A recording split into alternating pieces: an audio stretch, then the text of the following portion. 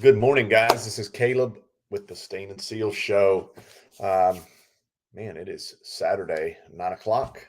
It is July 9th. I am one day past my birthday, so back in the office and having another great day here doing the Stain and Seal Show. So I'm glad you guys are joining me this morning and cannot wait to talk about what all we're going to talk about today. So I'm going to wait a few minutes, let everybody get in, and we'll talk about I'll talk about our week this week.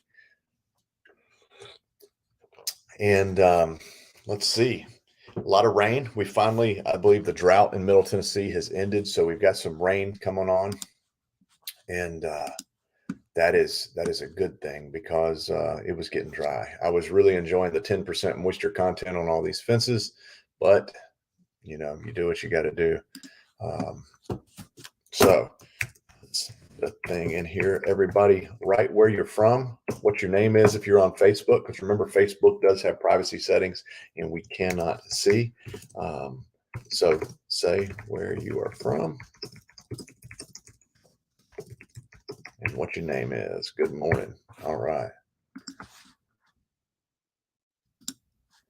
There we go. Awesome. All right, got the banner up. So, Stain and Seal Show.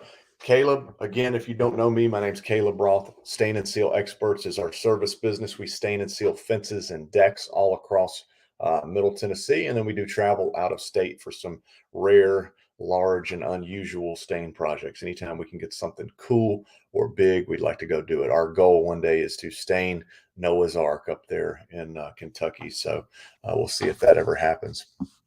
But anyways, also co-owner with my wife, my wonderful wife Ashley, of Expert Wood Care, professional wood care products, and so we make stains and sealers and wood cleaners for other contractors just like us. So today, my goal is to talk about those two things. Is one, my wife. I'm going to talk about um, having a partner in life and business and how that maybe just my experience and some observations I've made. So if you're thinking about starting a business, kind of my experience of the support that I get at home, and how that has really helped me. And so we'll do some experience shares there, and then we'll talk about stains. We're going to talk about colors and transparencies and when, where, and why you should use them. So I think that's something a lot of people don't ever talk about, is what color stain should we use and why we're doing it. So for a lot of you guys that are veterans, and you've got a really good idea and plan and system on how you choose colors for stain jobs. But some of you newer folks, you haven't figured it out yet. So I'm gonna explain to you the science behind picking the right transparency for your project. So good morning, Shannon. Thank you for the birthday wishes. Turned 34 years old yesterday, and it was a wonderful birthday. I got these great cards on my desk when I came in the office this morning from some of the team members. I took the day off yesterday, and I got some really nice handwritten cards from some people here at the office. So thank you guys for that. All right. So first of all, we got a room full here of people, but I don't have any comments. So if you guys can hear me, please say where you're from, who you are, what your name is. Let me know you can hear me, and we'll get started. I just want to make sure that everything is working before I dive into this.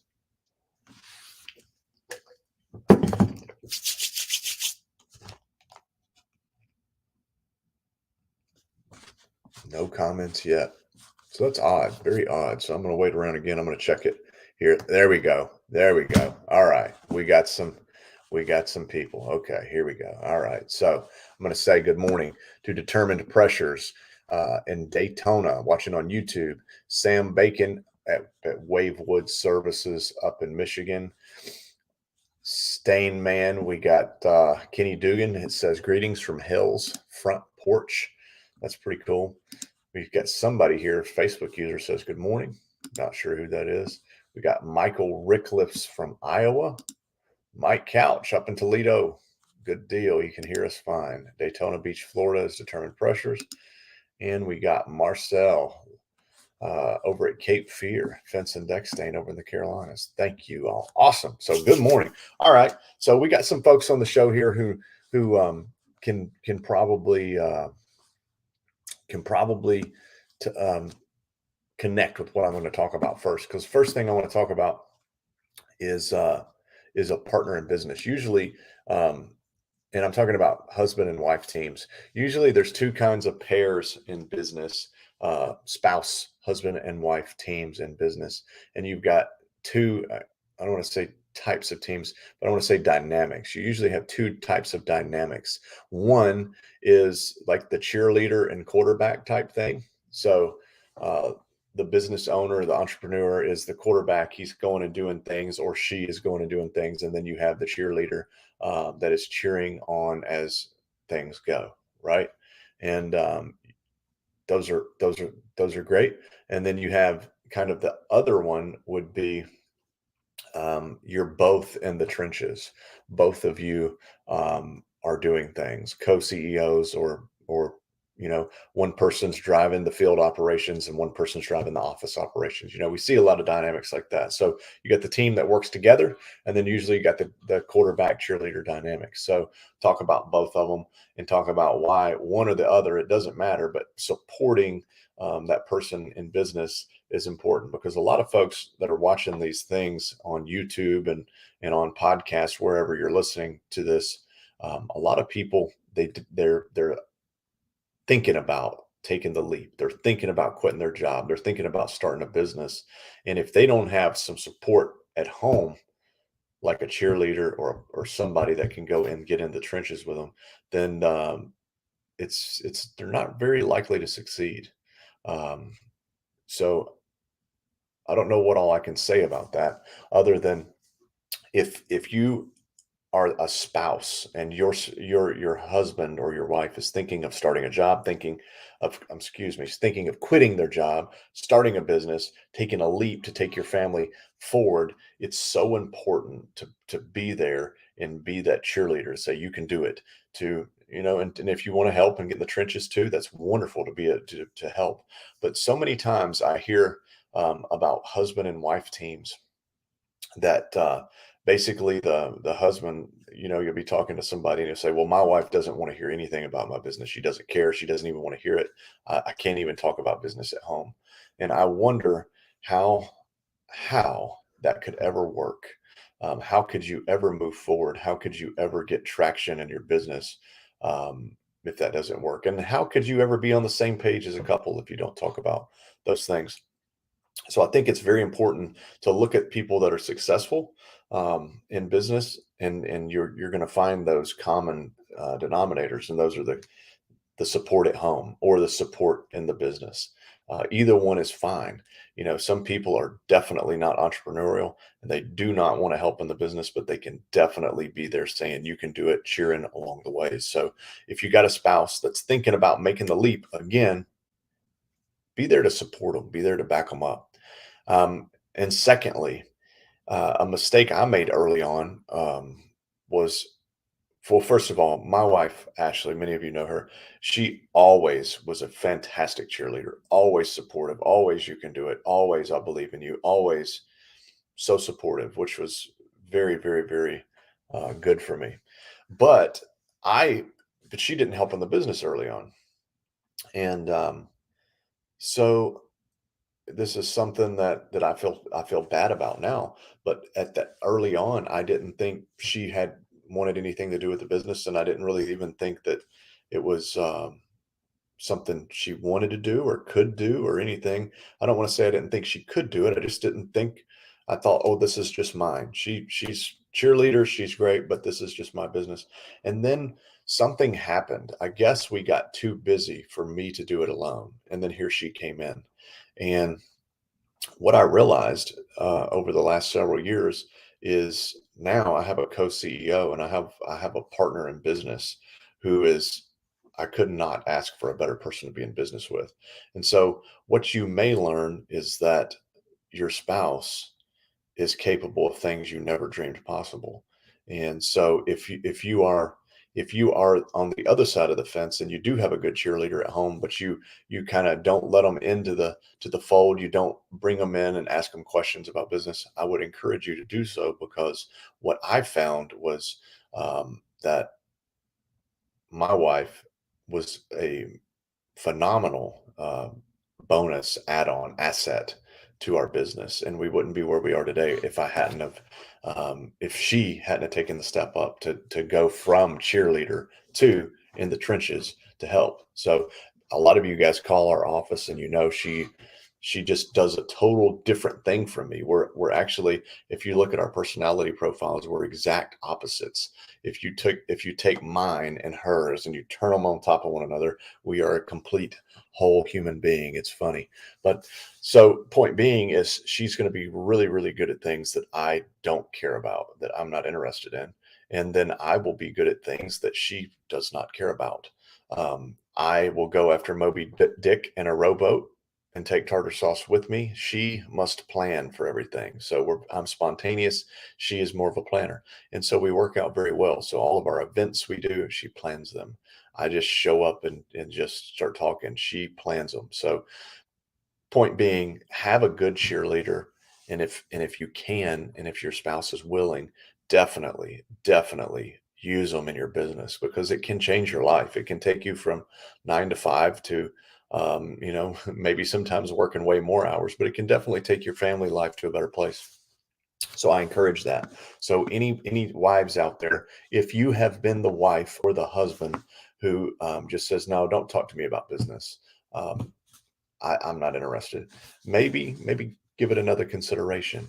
If you are the husband or the wife who comes home, who is the entrepreneur and says a lot of negative things about business, maybe it would be better if you talked about a lot of the positive things in your business and a lot of the goals and where you want to go. And because let's be honest, who wants to come home and hear a whining or a groan fest? So everybody can do their part there to make sure that make sure your ears are open and you're interested and there as support. But when you come home, make sure you're not running your mouth about a bunch of crap that nobody wants to listen to. So um, that's about all I got to say about that.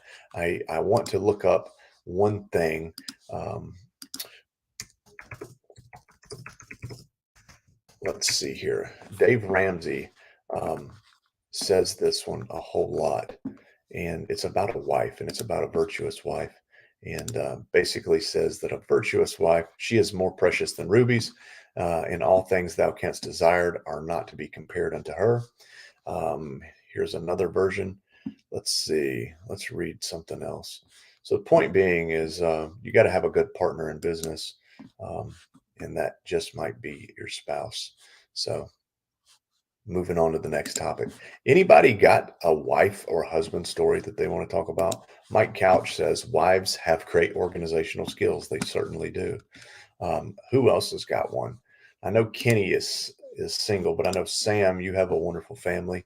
Maybe you could chime in on that. Shannon, I'm not sure if you are, but chime in on that and let me know your thoughts. How important it is to have a good support system back at home, because I believe that that's incredibly important. Um, put this banner back up. All right, let's go. We'll move on to the next thing. We'll pick this up in a few more minutes. So, first thing I want to talk about next is the economy, and I want to ask you who are on the show here, what are you seeing? So, at our business, we've talked to a lot of other businesses. We saw a little bit of a slowdown of the phones ringing for our service business, which is very, very, very common every year for the last 20 years. I've seen this in business around the 4th of July because people are traveling, people are on vacation. And I think June 12th or something like that, international travel was open back up. So you're seeing all these people on social media that are in France and Italy and Greece and Argentina, and they're all over the world traveling.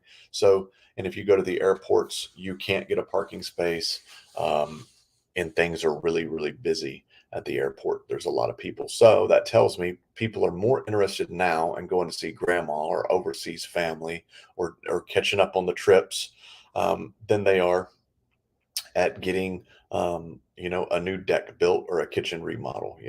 So a little bit of a slowdown, I think, is perfectly normal for where we're at in the world. 4th of July, we always get it. We always get it when school starts and stops, just because everybody's school we're talking about school. So you may see a little bit of a slowdown in the phones ringing. You may not see, if you were getting 100 calls a week before, you may be only getting 75 calls now. The phones have not stopped by any means, but you may see a slowdown. And the reason I talk about this is because a lot of new guys that don't have a full pipeline, if you've not been in business for years, and have a full pipeline or a really good marketing component to your business, your phone may slow down. It may stop certain times of year, but that is normal. And I just want you to know that that's normal. That's why it's so important to call people and make friends in the industry. If you stain decks, call the guy who stains decks and make friends with them. So those are things you can do to keep your pipeline full. So when you're marketing, when people aren't so interested, when people are not thinking about getting their fence stained or their deck stained or their roof power washed, you still have plenty of people that are sending you work on a regular basis, that your pipeline, that your backlog is full. So it's a good idea to do. But again, I'm going to take a couple comments. Here's the one that I wanted to talk about here. Michael over in Iowa. He said, not slowing down here. Sometimes I wish it would. Good. You've got a full pipeline. That's exactly what you want. And so that's the way it goes. I anticipate and I expect that July will be very busy. August, I think, will be pretty crazy. Right when school starts and stops, you're going to see some slowdown in some areas of things. And I don't think like commercial construction or things that you're doing subcontract work would slow down. But if your phone, like I said, your phones may slow down when school starts. So just be prepared for it and get used to it. It's okay. It's actually a nice break sometimes. So going back to having a good spouse business partner, Carrie Bacon does the books and is a great cheerleader for Kobe. Yep, that's Stan Bacon. That's wonderful. Rodrigo Scene, I hope I'm saying that right. Scene, Fence Rangers down in Houston, Texas. Rodrigo, it's good to see you. Economic wise for staining. The last 2 years of fence and deck building have been the biggest ever. The wave is coming. Oh, that's good. Yeah. So a lot of people, I'm assuming what he means is that in the next year or two, there will be a wave of new people wanting to have all these new decks and fences stained. I agree. We got a celebrity on, Joe Everest. He's going to have his show in just a little while. I had to come in early. I couldn't do my show at the same time as Joe's show. So 9 o'clock, I'm here. I believe Joe starts at 10 o'clock. So hopefully you can tune in for that. But good morning, Joe. And glad you could join me this morning. I have not got my technology down quite as good as Joe yet, but I am working for it. So anyways, now I want to get into the meat and potatoes of this. First of all, if you are watching this and you're on Facebook, I want you to give me a heart or one of those smiley faces instead of the thumbs up. If you could do that, that would help me out tremendously. It would let Facebook know that you really like what we're doing here, and maybe they'll put it in front of more people. And same thing on YouTube or LinkedIn. Please, give us a love, give us a like, give us a share, and help us grow. If you're listening to this on podcast, please give us a 5-star rating and share this podcast out with your friends. It is free, and you can do that for free. So that would be great if you would help us. But now I want to talk about transparencies of stain, because I think it's really important for us to know. Some of us that don't know really do need to understand why you're going to see that some of these more experienced guys making certain color choices or certain stain choices for certain types of projects. So I'm going to go through the list here, and I may even pull up a screen share here and show you some images. I know you guys that are listening to this won't be able to see it, but so we'll see. All right, Joe Everest. I'm going to cover these comments again in just a second, so just bear with me, guys. But so transparencies. So with stains, we have transparencies, and transparencies generally mean you have clears, you have transparents, also known sometimes as toners. You have semi-transparents, which is more of a traditional stain, and then you have semi-solids and solids, which are going to be more like a paint. And so, when, where, and why would we use those? Let's see if I can pull up an image of all of. Let's see here. I'm going to try to find this image. There's an image that I've seen on the internet that I think will really help you guys understand what I'm talking about, and I'll pull that up in just a moment. But typically, transparent stains and clears are really what you call a high-end finish. Obviously, if you go to a really high-end place like the Ritz-Carlton, or to what's the place in Asheville, the Biltmore, you go to a really high-end home, you're going to see usually clear finishes because the stairway is going to be made of walnut wood. The railings may be made of walnut or something like that, and it's usually going to have a clear on it. Clears are high end because they require a lot of maintenance, but they really allow the most beauty to show through on wood. And again, usually the nicer, higher grades of wood you get, the more beautiful they are with clears on them. And you don't want to cover that up. So if you've got a really clear piece of wood, clear cedar, people tend to go with a really, really light color or no color at all. And so because you spend a ton of money on it, you want to show it off. And so clears, transparents, toners, all of those things, high end finish require a lot of maintenance. Okay. And also used on new wood. Now, semi-transparents are going to have a lot of color, a lot of pigmentation, more UV protection, and they're going to work very well for just about anything. They're kind of almost a one size fits all. You can use those for almost anything, and they will cover up new wood. They'll cover up old and aged wood. They just do a great job. So it's a really good choice. It's a good longevity choice that still allows beauty to show through on the wood. And so you just about can't go wrong with a semi-transparent for most projects. And even some really high-end wood that is really expensive walnut or eBay or something like that, if you put semi-transparent on it, it's still going to show plenty of wood grain through, still going to be able to see it. And most people would still find that very, very attractive. Next level up is semi-solids. And usually a semi-solid is a really high pigmented stain, and it's a lot of times used an opaque pigment. So instead of a transparent pigment that we can see through, we have a opaque pigment that we cannot see through. Light cannot go through it. And so that's going to hide and do a lot more covering up of things like old boards, gray boards, mixed matched boards, things like that. Semi-solids work well in those scenarios. And solid stains are going to be pretty much a paint. Very similar to a paint. I know the formulations, they may have some that are a little bit different, but essentially you're looking at a paint. It's an opaque finish that you cannot see through, and those things, if used in the right application, can last for a long time. So now let's dig a little deeper because that was very vague. So first of all, toners, transparents, clears, things like that. First, we'll talk about clear because this is the big one. And I've changed my stance on clear in the last few years. So for me, I always said, oh, you don't want clear. You don't want clear. And what I realized is I had my own ego standing in the way. I wanted to be able to say, well, we're going to put the longest lasting finish on this piece of wood. It's going to last forever. It's going to be the best stain job in the country. Nobody can outdo this. And that's what I was really saying to myself without knowing, because I was making people stray away from gray or stray away from clears. But what I have since I've changed my stance to is the fact that some people, they want their wood to turn gray. They just do. They love the look of aged wood. They love the look of driftwood. They love the way it looks. If they didn't, they wouldn't make gray stains.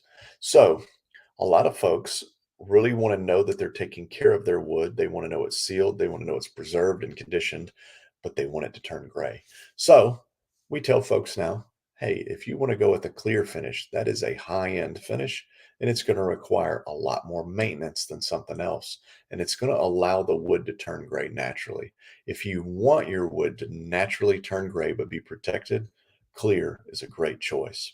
If you want to put clear on wood and you want the wood to stay looking brand new, clear it may not be the best choice because it's going to require a lot of maintenance. You're going to have to put a clear finish on it every 6 to 12 months, cleaning and stain, cleaning and stain every 6 months to 12 months. And for some people, that's just too much.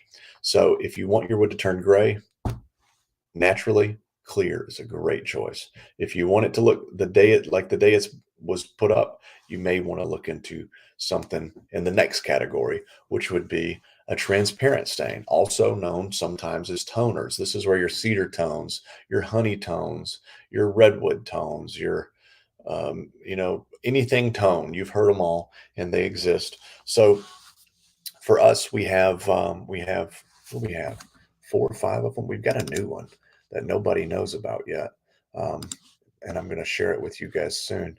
But let's open a brochure so everyone can see. Here we go.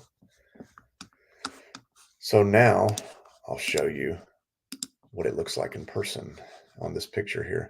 So toners, transparents, these work great again for brand new wood.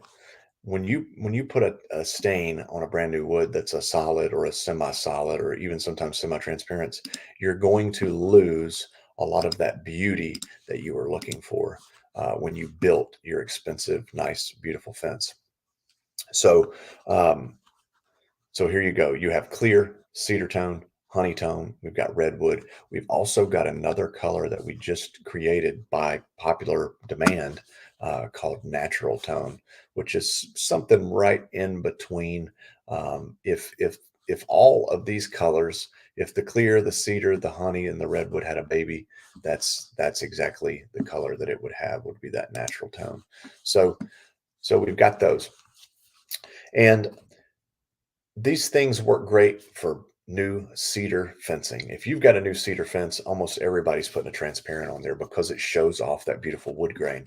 If you've got something like a treated pine fence, even a lot of times people will put on a transparent finish. I tend to believe that cedar fences and decking look a little better with transparents than because their grain structure is and the wood itself is generally more beautiful than pine, but you can still have a lot of luck and have a beautiful finished product with a transparent stain on a pine fence. So maintenance. Why are people using these? Stain contractors are going to use transparents on new wood again to show off the beauty. They're going to use this for people that want a clear, but they don't want it to turn gray. So a lot of times you'll talk them into, if you have a new pine fence and you want it to stay that beautiful golden honey looking color, we would say, hey, why don't you put honey tone on there? And that's going to give you some longevity and keep the look that you want and amplify it a little bit. If you've got a cedar fence, put the cedar tone on there. It's going to amplify that finish. It's going to amplify the look of it, and it's going to maintain that color long term. Same with redwood. The thing about it is also is you can mix and match. If you've got a pine fence and you want it to look like a cedar fence, put cedar tone on it.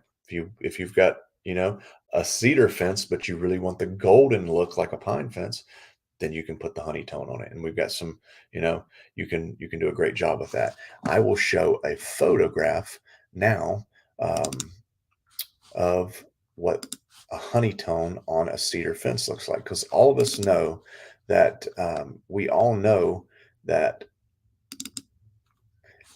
Okay, here it is. So we all know that cedar fences are kind of a reddish pink color. So how can a transparent stain change that? We can change it just like this. As soon as I find this image and get it on screen. So look at this. First of all, Magnolia Stain and Seal down in Olive Branch, Mississippi did this, and they did a beautiful job.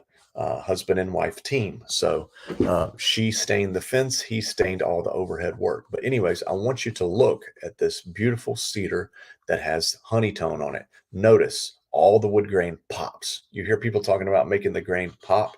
Look at the grain, it's popping, it's busting out of the computer screen. It looks so nice. You can see all the knots. You can see all the you can see everything. So any imperfection in this wood would also be visible. Any um, any shipping marks, any forklift marks, any banding marks. If you didn't properly prep this fence here and it had a lot of marks or footprints from contractors dropping the boards on the ground and stepping on them before they installed it, it would definitely highlight those things. So prep is important with transparent finishes. Um, even on new ones, because even this fence, as new as it was in this cover, all these posts over here on the right hand side, those had banding marks and forklift marks, and they did have to clean and brighten those wood cleaner and wood brightener. So, but the finished product is phenomenal. This customer was ecstatic. Look at their backyard; it's out of this world. It is fit for Better Homes and Gardens magazine. No one on the planet, I think, would be ashamed of having this in their yard. So, transparent colors, that's what they're for. They are made to show off things like this. And if you were to see this entire backyard, you would know that these people probably have a little bit of expendable income. They have a little money left over so that they can take care of things in their yard. And the reason I say that is because this stain's not going to last forever. It's going to need maintenance. What does maintenance look like on transparent finishes? Transparent finishes, you're going to see anything in the industry probably around 24 months of good life. 24 months of good life does not mean in 24 months it's all going to be gone and turned gray and it's going to be falling off. 24 months of good life means at 24 months, it's a good time to do a basic wash and restain this fence. Because remember, when we do jobs, we're not just putting color on. Color is only there to protect the color. It is there to absorb UV. It is there to keep it beautiful. The thing that is really doing all the work for us is the oil. So remember, oil penetrates down into the wood. That's what stops the warping, cracking, and twisting, as you can see on the screen here. If you're not watching this, you can see it on YouTube or on Facebook or on LinkedIn. So if you're watching the podcast, check out the video. But the stain is going to stay on the top. Notice the top is the color. Some stain brands are thinned down so much that all the color goes all the way down into the wood, and they want to brag about how well their colors penetrate. What good is color doing you inside of this board? The sun is beating the top. We want all of our color in those top few layers of wood so it can be a shield up in front of that sun and take the beating.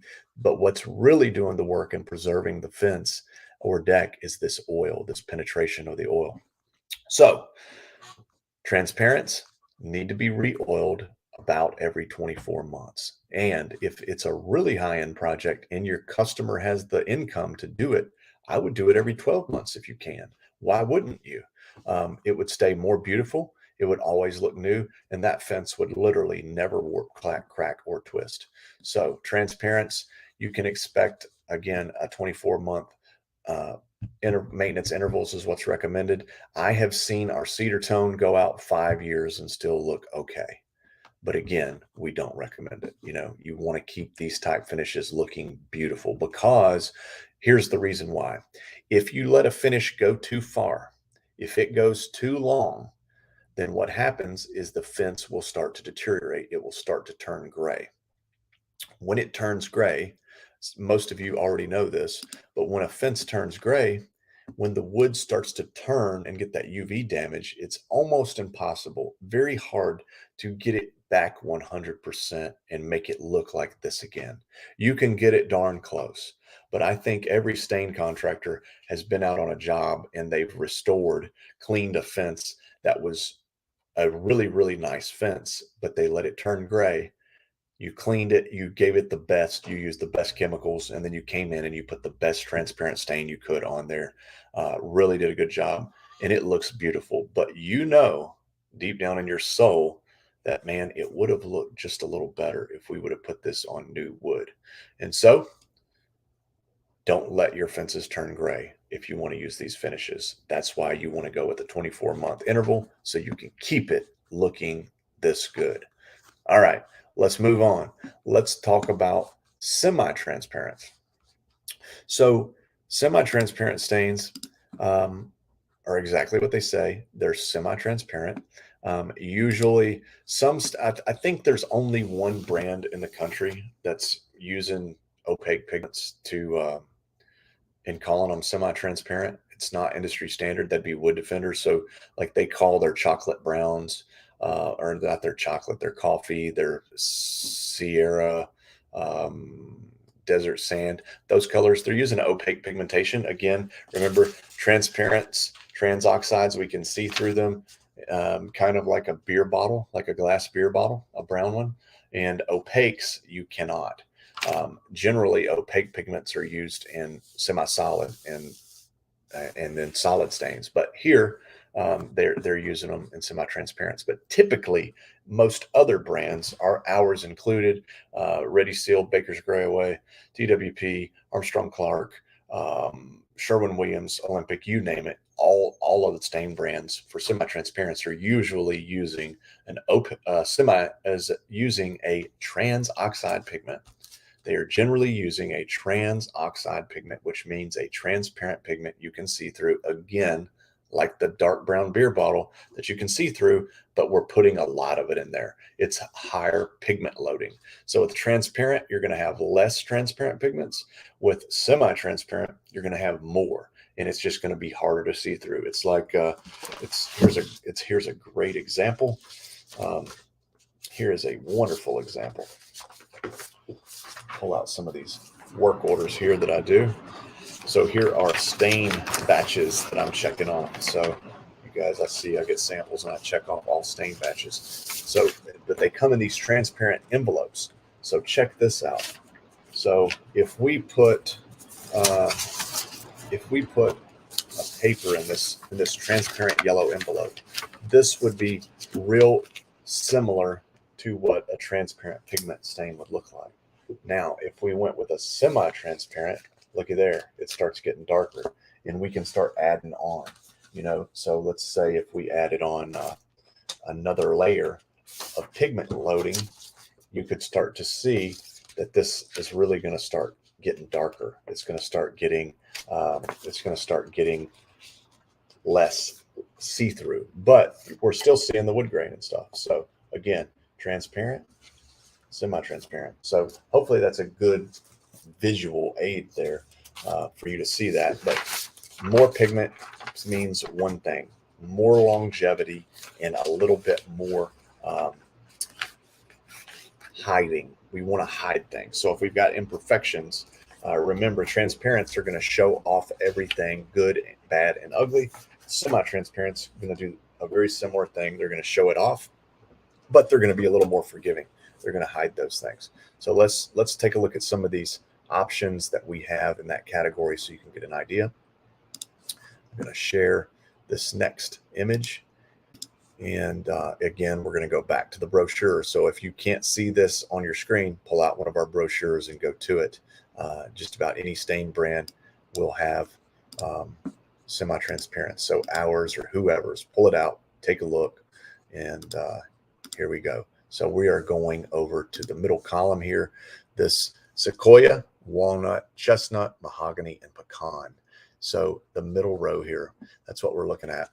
These colors, again, they've got twice as much pigment, sometimes 3 times as much pigment is what you're going to see over in the transparent categories, but it's a similar type of pigmentation. So you'll notice even in the pictures on the brochure, those are real photographs of real stain on real wood. You can see the wood grain. It's still showing off very well there. So where would we use semi-transparents? It's almost the go-to stain for treated pine. Even new treated pine and old treated pine, many times people will use this as their first line. It's kind of if you can only have one type of stain, get a semi-transparent. It'll check the most boxes. So what would we use this on if it was cedar? Sometimes people who have a cedar fence and it's nice, but it's not world class, and they just want to keep it looking good, they would use a semi-transparent because it's still going to show off the wood grain. It's still going to be beautiful, but it's going to last a little longer. You're going to have a 36, maybe a 48-month maintenance interval on this type of a stain. So let's pull up a picture. Let's find out what that looks like. And let's see what we can do. Here you go. Here's a great picture. We stained this fence for a Titans football player, if I can find it. And it was beautiful, and it was walnut. I can't find what I'm looking for. Here's one Premier Fence did. Okay, so this is a pre-stained Japanese cedar picket that was stained by Premier Fence here in Nashville. They dip these when they're brand new, and I think the fence is about a year old in this picture. So it'll show you a year old what it would look like. So we can see there's some weed eater marks at the bottom of the fence and things like that. So we know it's got some age to it. I'm getting a lot of rain here. We're in a steel building, so if you hear some rain, I apologize. I'm going to go ahead and go to a headset so I can speak right into the microphone. Thank goodness for that rain. I know the cornfields need it. All right. Give me a thumbs up if you can still hear me. I just want to make sure that that's still working. But semi-transparents, we're going to use these. Again, notice the wood grain in this picture still looks nice. Wood grain's beautiful, still looks good. It's got a lot of color. This, again, about a year old in this photo. So solid thing to use for this type of a project. You can clean old wood and restore it, and you can still use semi-transparents on them. But again, they are transparent enough that they will show imperfections. So if this is a 25-year-old fence, you've completely restored, and then you've done 10 pickets that you replaced, and they're right spread out throughout the fence, and they're very obvious, you may want to go to a semi-solid for something like that. Here is another image of I'll show you of our pecan stain that was put on. And again, this one was a year later too.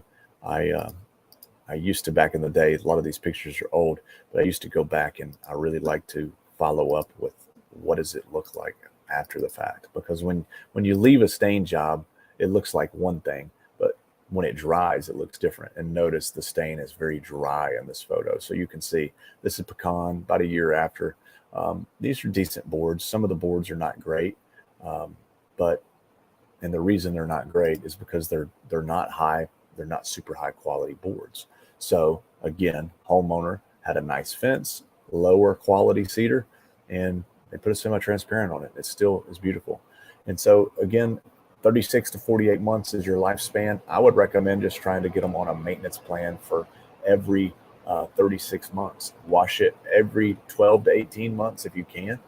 Keep the dirt off of it, keep the grass off, keep any mold or mildew from setting up on the surface of wood, because it can't grow in the stain, but it can definitely grow on top of it if it was something like that going on, a shady area or sprinklers. You've seen that before. Clean it every 12 to 18 months, and then add a recoat of stain every 36 months. And again, we're going to remind you, why are we restaining every 36 months? Because some people that may be joining late are going to say, we want a stain that lasts every 10 years. Why can't they make a stain that lasts 10 years or 5 years or whatever? Well, we can get color. We can get color to last, but you can't get oil to last. We've got more oil than anybody. And even this oil, as far as it goes into the wood, it's going to eventually dry up. So we've got to get that oil back into the wood to rejuvenate it. It's just like putting,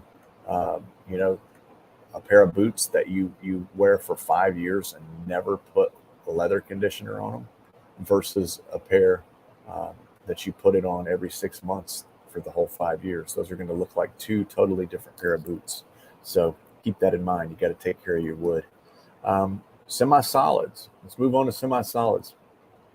Wait a minute. Actually, let's take a pause and let's check out the comments. I bet there are some questions about this. All right. I'm going to have to skip around here because these questions are all over the map. So Mike Couch says, also maintenance planning is important to keep the books full. Yep. Joe, everybody says, be sure to give the broadcast a heart. Great minds think alike. Yes, sir, Joe. I appreciate that. What are the best months to invest in leadings on social media? I think he's talking about leads right now. Why wouldn't you be looking for business right now? Depends on what your business is. We never turn it off. At Stain and Seal Experts, we're running ads constantly. We want to be keeping our pipeline full. So I would say if you're not doing things like that, do it right away. If you need help with that, let me know and we can help you with it. Jeremy Townsend over at Fence to Fence from Dallas says, hola, good day.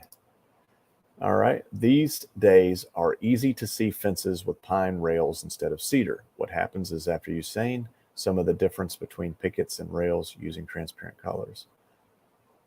Yeah. So this is true. And it's not necessarily, pine and cedar obviously are two different lumbers. They're going to look different. But really the thing is, and I'll see if I can find a picture of this, but the thing is generally it's pine versus it's rough cut versus smooth cut. So I'll give you a great example here, what he's talking about. I'm going to show it that even with a semi-solid stain, you're going to notice these things. So I'm going to share the screen here.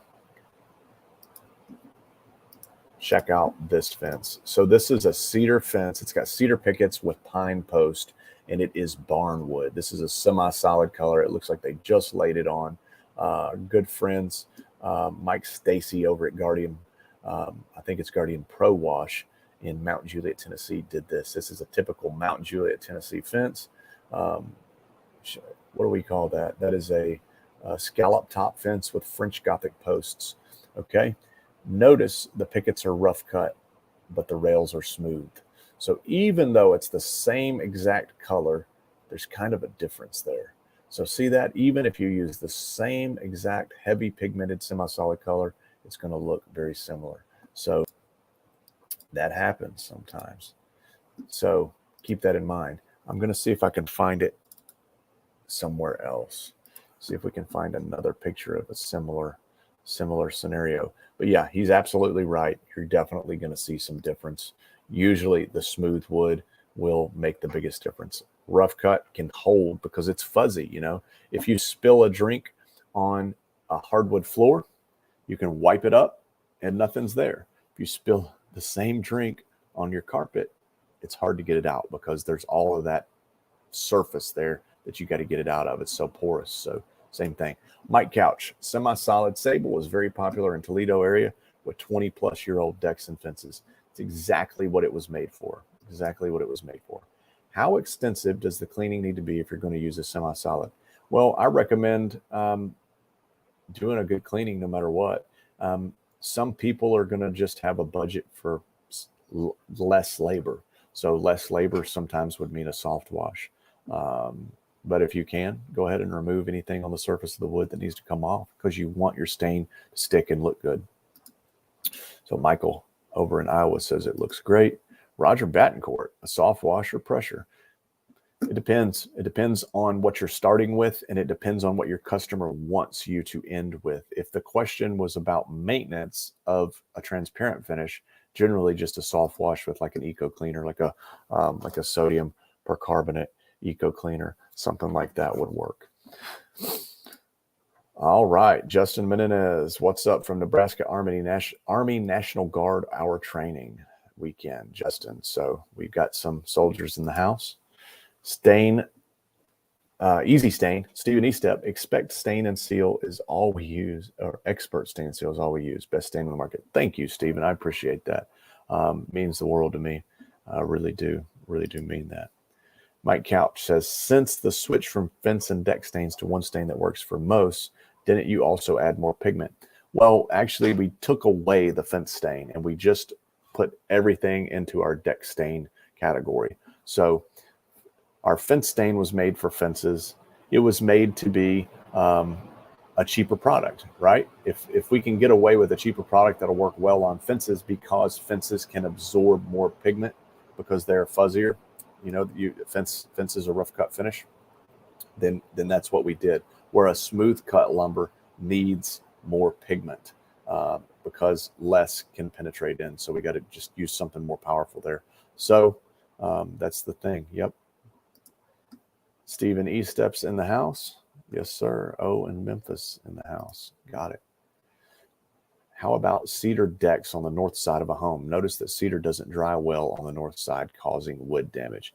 I agree. I don't know what the question is in regard to other than that. I had to look out the window. Sound like somebody was here. But yep, that's the way it goes. And please don't laugh, but what oil? What oil? So our stains have a conditioning oil in them, and it penetrates, it separates from the pigments and soaks into the oil. So there you go. Next week, we're probably going to talk about semi-solids, but I'm just going to spend just a minute because I do have visitors here. So work never ends. But talk real quick about semi-solids. We'll get right back into it. We would use semi-solids, which I'll show you the colors, for old wood. So if you'll notice on the bucket, it says weathered wood. And so I would recommend that on things that are 20 years old, 25 years old, as old as you can find. That's what that's going to work best on. So if you've got a brand new deck, semi-solid may not be the best choice because it's not designed for that type of wood. New wood, especially new smooth wood, cannot absorb that much pigment because the wood grain is not open. So we have old wood, the wood grain is very open and it can accept these things. So what do semi-solids look like? Instead of making the wood grain pop, semi-solids cover things up, and they do a good job of it. So you'll notice over here on the right side of this brochure, we call them our Gucci colors in-house. It's a little joke we've got going because we got some fancy colors. We got the grays, we got the green, we got the browns, the red brown, the brown, the red brown, the yellow brown, the dark brown. You got all those colors, and you can be really creative with opaque colors because they're opaque pigments. You can't see through them. So we use white. So all opaque stuff has to have some white in it. That's what gives it the opaqueness. So when you have a white background, you can add any color to it to get what you want. And so, except for black, there's no white in the black, obviously, but all the other ones do have a bit of white in them. And so these stains, again, I know in the pictures here that you can see some wood grain. And that's true. That's because it's a semi-solid. It's not a solid. So you're still going to see that there is wood grain. But generally, semi-solids are not going to make the wood grain pop out like it would with a transparent or a semi-transparent. So what does that mean? That just means generally, if you just want color, you're not wanting to show off wood. You just want to see a color that it's a great choice to go with a semi-solid. So I'm going to pull up another photo here for you to look at to give you a better idea of what that is.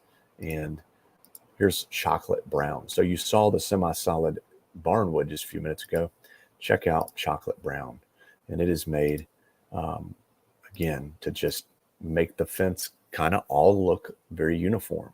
Notice how this chocolate brown, it looks like a dark chocolate candy bar. That's exactly what it's supposed to look like. And you can see that there's wood grain there, but it all looks the same, all the same. So again, that's what it's used for. Now, when can you use semi-solid on new wood? You can use it on any new fence, no problem. Works great on new fences. Sometimes people will get pine or spruce, some kind of a cheap wood. Maybe the grain's ugly. They don't want to show it off. Sometimes you'll get, treated pine and the grain just doesn't look good. This is a good place to use a semi-solid. So if you've got a customer, got a fence that's old, mixed matched boards, semi-solid. If they've got a cheap pine fence and the grain looks bad, semi-solid. If they've got a brand new cedar fence, but they want it green or they want it gray or they want it black, maybe semi-solid's a good choice. What this is designed for, again, though, is for really old weathered wood. So let me show you one more photo before we move on. Here is a black on some fence panels.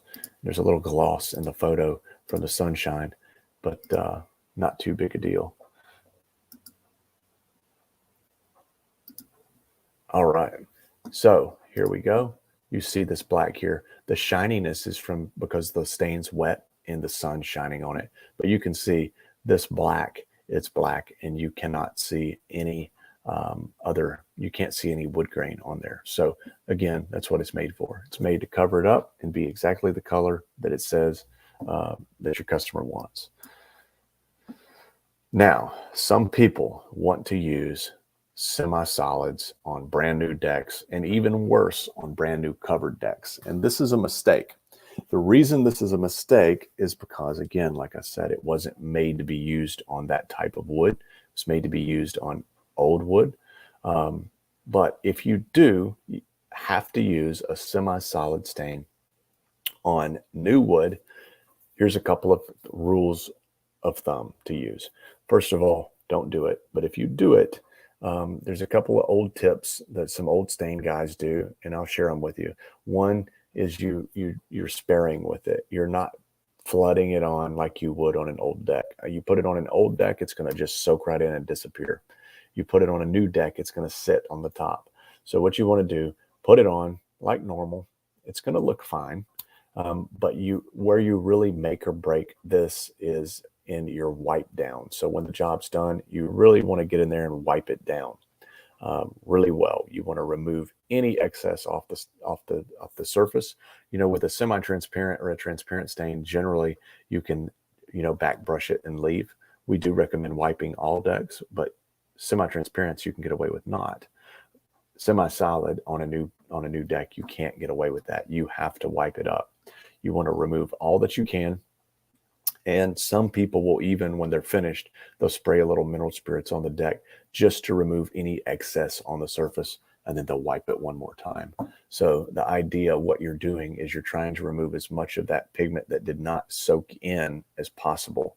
And the reason you want to do that is because if you don't, there's a good chance that stain could rub off on your hands, on your feet, on your khaki shorts if you sit on the step.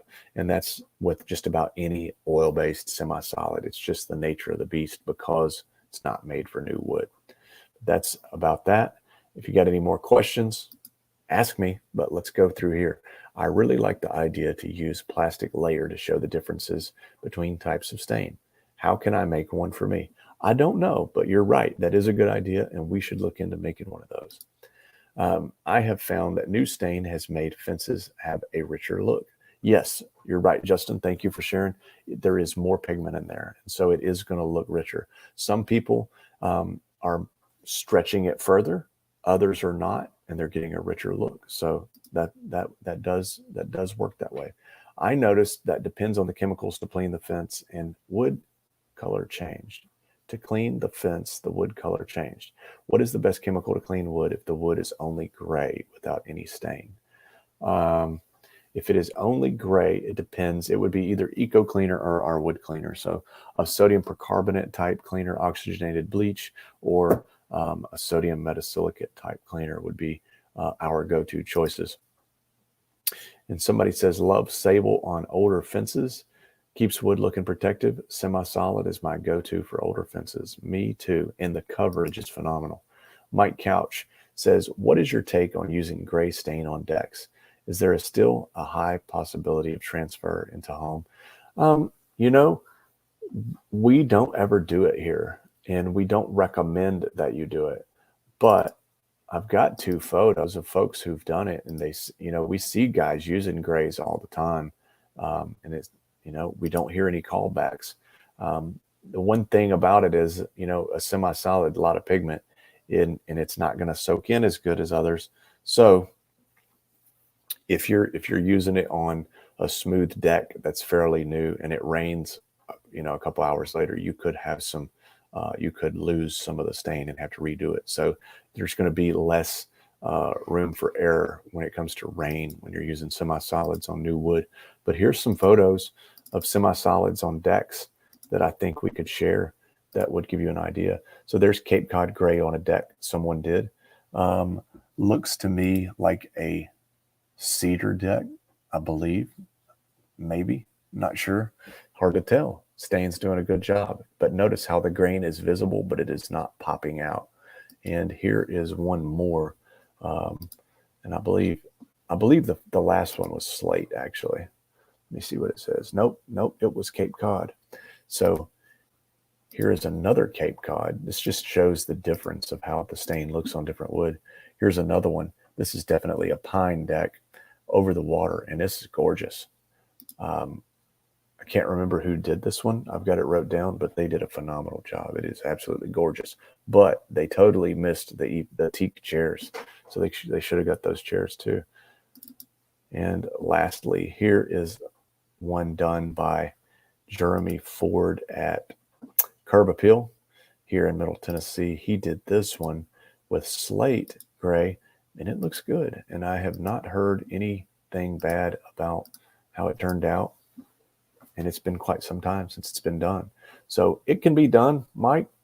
We don't recommend it because, you know, every gray oil-based stain on the market tends to sometimes rub off on your feet, you know, and that's just the way it goes. But we're working on it. So hopefully guys are having great luck with it. So it can be done, but you got to wipe it down. Same process. Wipe, and remove all excess stain on the surface. That's the key. You got to remove everything off the surface. So Michael asks, what is the best chemical to use to prep an old oil-based fence for semi-solid stain? It depends on the condition. You know, if there's a lot of growth on it, you know, you probably want to use something strong to get it off. If it's just clean, you know, if it's just an old fence that's a little bit gray, then, you know, you could use sodium percarbonate.